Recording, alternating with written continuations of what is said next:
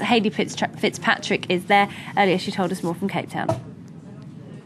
Sepp Blatter said today that a disciplinary panel would be looking very closely at Thierry Henry's handball and his behaviour during that November 18th playoff against Ireland. He called the Henry handball blatant unfair playing, but he didn't set a timetable for when this panel would meet or hand down any sort of decision.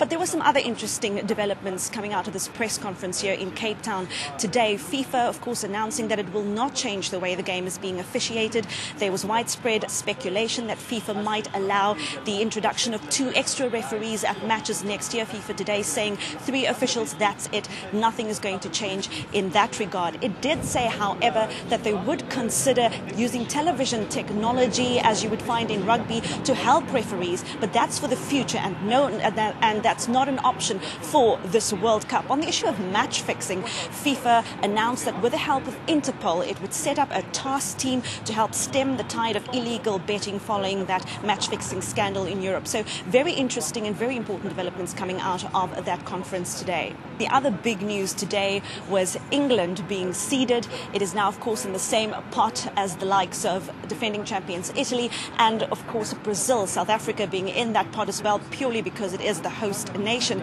But a little bit of disappointment on the French side. France not being seeded. FIFA said it has decided to move away from the usual system of taking into account previous performances at the finals. But that move had set tongues wagging, many wondering in the media and elsewhere whether this was some sort of punishment for France following the Henry handball incident. But whichever way you look at it, that is that. The focus now shifts to Friday for the final draw, which will be held here in Cape Town, just a few meters away from where I'm standing right now. And no doubt the eyes of the world will be on the city.